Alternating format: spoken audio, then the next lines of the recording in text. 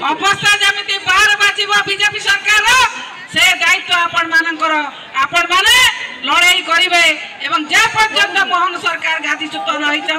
ए लड़ाई से पर्यंत जारी महोदय महोदय मंचासीन समस्त पूर्वतन मंत्री पूर्वतन सांसद उपस्थित समस्त पंचायत राज व्यवस्था भाई भाई माने आज आपण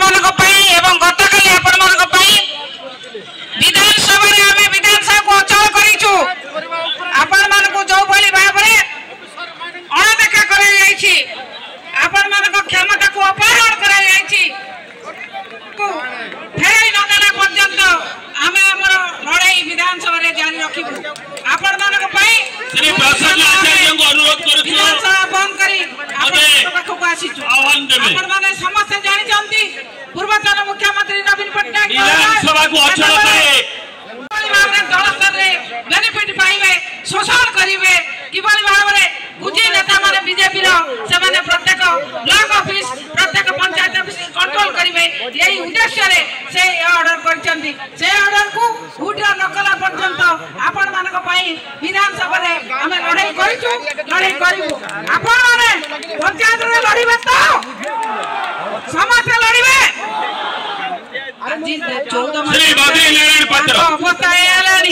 अवस्था जमी बाहर बाजिब बीजेपी सरकार से दायित्व आपण माने